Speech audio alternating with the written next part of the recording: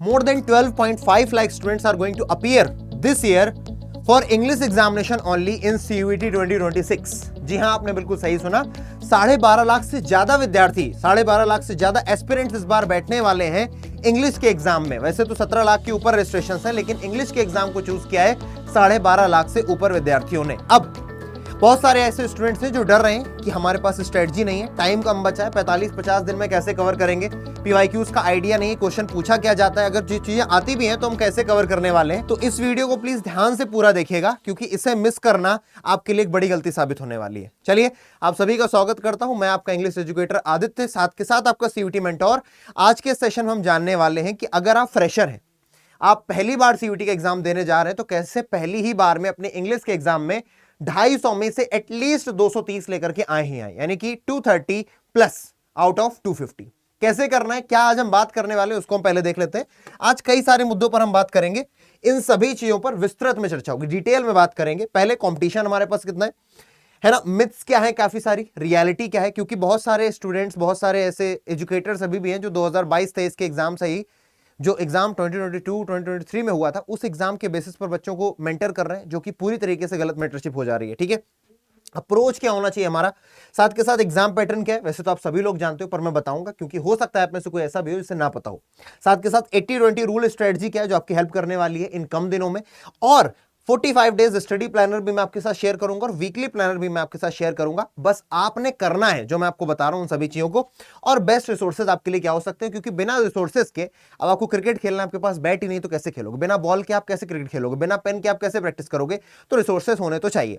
सबसे पहले अगर मैं कंपटीशन की बात करूं, तो मैंने आपको शुरुआत में ही बता दिया कि this year you will get to see more than 12.5 lakh students, more than 12.5 lakh students in your English examination, यानी कि अच्छा खासा आपको लड़ाई मिलने वाली है।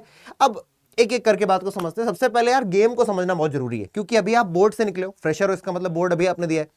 तो आप इतना समझ लो, बोर्ड का एग्जाम और सीयूटी का एग्जाम एक तो बिल्कुल नहीं है, ये दोनों डिफरेंट है। क्यों डिफरेंट है और क्या अलग करता है, तो अलग करता है ये एमसीक्यू बेस्ड स्पीड और एक्यूरेसी का गेम है। एमसीक्यू बेस्ड तो है ही है, एक्यूरेसी चाहिए, और उन सब में ज्यादा जरूरी है ये शब्द स्पीड।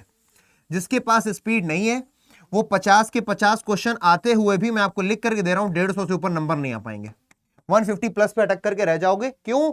सिर्फ आपके पास 60 मिनट है। पैटर्न के ऊपर आते हैं, है ना। फोकस कहां कहां पर करना है, आपको पता होना चाहिए कि आपका सिलेबस कितना बड़ा है और उसमें पढ़ने वाली चीजें कौन कौन सी है। तो फोकस होना चाहिए रीडिंग कॉम्प्रिहेंशन पर, आरसी मोस्ट इंपॉर्टेंट। साथ के साथ वोकैबुलरी बहुत पेपर में पूछी जाती है, ग्रामर और para jumbles and verbal ability. और यहां पर बड़ी खास बात लिखी है, you don't need fluent English, you need smart exam skills. और एग्जाम स्किल्स कैसे ऑन की जाती है पता है? एग्जाम स्किल्स ऑन की जाती है मॉक टेस्ट दे करके, प्रैक्टिस करके, रिविजन करके, मल्टीपल पीवाईक्यूज लगा करके। ये 3-4 काम करके आप हॉन कर पाते हो अपनी एग्जाम स्किल्स को। ठीक है, फोकस एरियाज के बाद जानते हैं, नो द एग्जाम पैटर्न, है ना। जितनी ज्यादा आपको क्लैरिटी होगी, उतना अच्छा आपके पास कॉन्फिडेंस होगा। तो इतना हम सभी को पता है, 50 क्वेश्चंस हमारे पेपर में पूछे जाने वाले हैं। 50 क्वेश्चंस में से हमें क्या 60 मिनट में करने होंगे। हर एक क्वेश्चन सही करने पर +5 मिलेगा, गलत करने पर -1 कट जाएगा। ठीक है, इस तरीके की मार्किंग स्कीम होने वाली है। ठीक है, और अब आप यहां पर देखो, 50 क्वेश्चन के लिए 60 मिनट है। आप ये मान करके चल लो, मोटा माटी आपके पास 1 मिनट है एक क्वेश्चन को करने के लिए। ठीक है ना। आगे यहां पर सेक्शंस कौन कौन से, वही सारे, रीडिंग है, वोकैबुलरी है, ग्रामर है, वर्बल एबिलिटी है, आरसी, वोकैबुलरी और रीअरेंजमेंट। ये बड़ी इंपॉर्टेंट बात लिखी है मैंने, रीडिंग कॉम्प्रिहेंशन, वोकैबुलरी और रीअरेंजमेंट 80% एग्जाम को कवर कर रही है। इस बात पर फोकस करिए फिर से, रीडिंग कॉम्प्रिहेंशन, वोकैबुलरी और रीअरेंजमेंट, ये 3 चीज मिलकर के 80% मार्क्स आ रहे हैं आपके। यानी कि 250 में से 200 मार्क्स सिर्फ इन 3 के दम पर लाए जा सकते हैं, बल्कि 210 क्या 210 प्लस भी लाए जा सकते हैं सिर्फ इन 3 टॉपिक्स के दम पर। तो हमारी स्ट्रेटजी क्या होनी चाहिए? जाहिर सी बात है, जो पेपर में ज्यादा पूछा जा रहा है उसकी तरफ हम सबसे पहले मूव करेंगे, राइट। आगे आते हैं, अब बात करते हैं 80-20 रूल की, क्योंकि उसमें हमें प्रायोरिटी सेट करनी, जो इंपॉर्टेंट उसे पहले करना है। तो हमें पता होना चाहिए भैया कि हमारे हाई रिटर्न टॉपिक क्या है। हाई रिटर्न यानी कि आरओआई किसमें ज्यादा है, रिटर्न ऑफ इन्वेस्टमेंट। इन्वेस्ट ही तो कर रहे हो, अपना टाइम इन्वेस्टमेंट कर रहे होगे, आप अपना पैसा इन्वेस्ट करोगे, वापस में मार्क्स कहां से ज्यादा मिल रहे हैं, तो मार्क्स आपको ज्यादा मिलेंगे रीडिंग कॉम्प्रिहेंशन। डेली प्रैक्टिस आपको करनी पड़ेगी। Daily means daily. आप ऐसे वीडियोस बहुत सारे देखते हो पर आप उसे फॉलो नहीं करते, बेटा आप ऐसे 10 और वीडियोस देख लेना अच्छे अच्छे, पर उससे आपका एग्जाम नहीं निकलेगा। Daily practice is a must. Daily practice अगर आप नहीं कर रहे हो तो आप बहुत बड़ा मतलब गैप क्रिएट कर रहे हो अपनी प्रिपरेशन में। डेली प्रैक्टिस रीडिंग कॉम्प्रिहेंशन की आपको बेहतर बनाती है टाइम मैनेज करने में, प्लस आपको कंफर्टेबल फील कराने में। अगर आप 30 दिन तक लगातार करोगे तब जाके आप कंफर्टेबल फील करना शुरू करोगे reading comprehension, because there are various kind of questions, simple भी होते हैं, मॉडरेट भी होते हैं, हाई लेवल के भी होते हैं। आपने ये सीखना है कि वोकैबुलरी कठिन आ गई तो इसका मतलब ये नहीं कि हमारा मनोबल गिर जाए, कोई सेंटेंस समझ में नहीं आया इसका मतलब ये नहीं कि मनोबल गिर जाए। हमें पूरा पैसेज खत्म करना है, पूरा पढ़ना है, उसका सही स्ट्रेटजी क्या है, सही तरीका क्या है पढ़ने का, वो धीरे धीरे आप मेरे साथ पढ़ ही रहोगे, सीख रहोगे, पर ये रोज करना है भाई, ठीक है। साथ के साथ वोकैबुलरी डेली 20-30 वर्ड्स करने ही करने हैं, 20-30 वर्ड्स खुद से करने हैं, और आपको किताबें क्या चाहिए, रिसोर्सेज क्या चाहिए भी बताऊंगा, ठीक है ना। साथ के साथ रीअरेंजमेंट, ये 3 चीजें आपको पता है यार 200 प्लस स्कोर कराने में आपकी मदद करने वाली है। 200 प्लस स्कोर आप इतने से कर दोगे। दूसरा क्या भाई, है ना, प्रायोरिटी 2 क्या है, grammar, tenses, articles, preposition, subject verb agreement. Verb से रिलेटेड जितने भी टॉपिक्स हैं वो आपकी प्रायोरिटी 2 होनी चाहिए। Verb, tense, verb and its forms, साथ के साथ active passive, narration, subject verb agreement, ये सब वर्ब से रिलेटेड 6 टॉपिक्स हैं जो आपको आने चाहिए, क्योंकि इसके इर्द गिर्द आते हैं। प्लस आपके एग्जाम में एडवर्ब भी अच्छा खासा पूछा जाता है, एडवर्ब से क्वेश्चन आते हैं, प्रेपोजिशन लिखा ही है, ठीक है। अगर आपने वर्ब, आर्टिकल, एडवर्ब और प्रेपोजिशन पढ़ लिया तो आप ये मान करके चलो कि आपके 240 मार्क्स कहीं नहीं गए, ठीक है। किस्मत अच्छी ना हो तो हो सकता है 230 पे 225 के आसपास खसक करके आ जाओ, वरना आप ये मान करके चलो कि अगर आपने वर्ब, जो मैंने कंपोनेंट्स बोले 6, साथ के साथ प्रेपोजिशन और एडवर्ब कर रखा है, देन हो ही नहीं सकता कि आपके 230 से कम नंबर आ जाए, ठीक है। आगे आते हैं। अगली चीज आपको जो जाननी चाहिए वो ये यार 30 to 45 डेज स्टडी प्लान क्या होना चाहिए ना, और बहुत ज्यादा रगड़ा नहीं करना है, मिनिमम आपको 2 से 3 घंटे देने, इतने में आपका काम हो जाना है। कैसे देने, 45 मिनट रीडिंग कॉम्प्रिहेंशन ये लेगा ही लेगा। हो सकता है शुरुआत में आप 1 आरसी कर पाओ इतने टाइम में, ठीक है, फिर आप 1 आरसी से 2 आरसी में आओगे 45 मिनट में, फिर आप 2 आरसी से कोशिश करना है कि भैया 3 आरसी हमारी 45 मिनट में खत्म हो, क्योंकि आप ये मान करके चलो अगर आपके पेपर में 4 से 5 आरसी आ गई, 1 आरसी को अगर आप 10 मिनट में नहीं कर पाए तो आप ये मान करके चलो कि 5 आरसी कहां से करोगे, लेस देन 10 मिनट्स में करना है। अभी अपना फोकस क्या है कि हम कैसे भी करके 15 मिनट के अंदर 3 आरसी को लेकर के आए, ठीक है, सॉरी 45 मिनट के अंदर 3 आरसी को लेकर के आए। उसके बाद जब इस लेवल पर आ जाना, और आना ही पड़ेगा, मैं आपको बता रहा हूं, आपके पेपर में जहां तक मुझे लगता है 4 आरसी देखने को मिलेंगी, 4 आरसी। 4 आरसी को पढ़ने के लिए आपको 5 मिनट तो पढ़ने में लग जाता है, 5 मिनट को कर्टेल करना पड़ेगा, क्वेश्चन का आंसर ढूंढते हो, तो इसलिए आपको डेली प्रैक्टिस करनी पड़ेगी। शुरुआत टाइमिंग से करो, 45 मिनट आरसी करूंगा, हो सकता है शुरुआत में 1 होगी, 4-5 दिन बाद, 1 हफ्ते बाद पक्का 2 होना शुरू हो जाएगी। ये आप किसी की हेल्प ले लोगे ना, किसी ढंग की टीचर की, तो आपकी पक्का हो जाएगी। नहीं लोगे तो भी आपको 10 दिन में आने लग जाएंगे, 2 आरसी हो जाएगी, ठीक है। वोकैबुलरी आपको रोज करनी है, और वोकैबुलरी करने का तरीका समझो यार। वोकैबुलरी कोई ऐसी चीज नहीं जो बस कहीं से उठाया और लिख लिया, नहीं, वोकैबुलरी को आपने रोज के लेवल पर रिवाइज करना पड़ेगा, जैसे अखबार पढ़ते हैं ना, बस पढ़ना रहेगा, ठीक है।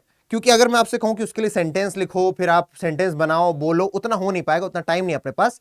सिंपल चीज ये है, जो भी मैं आपको रिसोर्स बता रहा हूं उस रिसोर्स से आपने वोकैब नोट डाउन करना है, या कोई पीडीएफ मिल जा रही है तो पीडीएफ से आपको पढ़ना है, और उसे रोज पढ़ना है अगले 45 डेज तक, जब तक एग्जाम नहीं आता। पहले दिन 10 पढ़ोगे, अगले दिन 20 पढ़ोगे, अगले दिन 30 पढ़ोगे, 10वें दिन 200 पढ़ रहे होगे, 20वें दिन 700 पढ़ रहे होगे। आप जितना आगे बढ़ते जाओगे वोकैबुलरी की रेस में, उतना ये 30 मिनट का टाइम बढ़ता चला जाएगा। हो सकता है आप अपने 40वें दिन पर 2.5 घंटे वोकैब पढ़ रहे हो, क्योंकि वो पूरे को रीड करना अपने आप में काम है। लेकिन वो जब आप रीड कर रहे होगे ना, तो अपने आप आपने जब 40 बार पढ़ लिया ना तो हो जाएगा। और यही एक तरीका भी है, वोकैबुलरी को रिटेन करना नामुमकिन हो जाता है अगर आप रोज उसे पढ़ नहीं रहे, ठीक है। आपको रिटेन करने के लिए मल्टीपल प्रैक्टिस देनी पड़ेगी, मल्टीपल रिविजन्स लगाने पड़ेंगे, ठीक है। 30 minute grammar, more than enough है ग्रामर, मेरे ऊपर छोड़ दो, ठीक है। 30 मिनट पीवाईक्यूज एंड मॉक्स, ठीक है। ये शुरुआत में नहीं भी करोगे यार पीवाईक्यूज एंड मॉक्स तो भी चलेगा, 10 दिन बाद से स्टार्ट कर सकते हैं, ठीक है। अब सबसे बड़ी बात लिखिए भैया, golden rule is practice is far more superior to theory. Theory से कहीं ज्यादा जरूरी है क्या, प्रैक्टिस। अगर आपने प्रैक्टिस दबा करके नहीं करी, प्रैक्टिस आपने घिस करके नहीं करी, तो आप भूल जाओ, आपकी थ्योरी मदद करेगी। आप सीखते रहना वर्ब क्या है, नाउन क्या है, प्रोनाउन क्या है, यही सब चल भी रहा है, मैं भी पढ़ाता हूं, लेकिन इससे पेपर नहीं निकलने जा रहा। प्रैक्टिस करनी पड़ेगी, मॉक्स लगाने पड़ेंगे, पीवाईक्यूज लगाने पड़ेंगे, ठीक है। वीकली प्लान भी देख लेते हैं यार। पहले 2 वीक तक कोशिश ये करो यार कि बेसिक्स क्रिएट करो और उनसे प्रैक्टिस करते रहो। प्रैक्टिस आपकी पहले दिन से होनी चाहिए, जो पढ़ाओ उसकी प्रैक्टिस करो। सेक्शनल टेस्ट दो। सेक्शनल टेस्ट कहां मिलेंगे, अगर आपको नहीं पता कहां मिल सकते, चैप्टर वाइज सेक्शनल टेस्ट आपको प्रतिज्ञा बैच में मिल सकते हैं, ठीक है ना। आप प्रतिज्ञा बैच में एनरोल कर लो, नहीं कर सकते हो तो अपने आप से कहीं से ढूंढ लो, प्रतिज्ञा बैच में एनरोल कर लो। Even I one getting you this code आदि 80 फॉर मैक्सिमम डिस्काउंट, ठीक है। यहां पर आपको मॉक्स भी मिलते हैं, प्लस सेक्शनल मॉक्स भी मिलते हैं, और यहां पर आपको टॉपिक वाइज मॉक्स भी मिलते हैं। वो आपकी हेल्प कर देता है कि आप पहले दिन से प्रैक्टिस में उतर पाते हो, पहले दिन से आप अपने कॉन्फिडेंस को बढ़ाने में काम करना शुरू कर पाते हो, क्योंकि कॉन्फिडेंस का ही गेम है गुरु।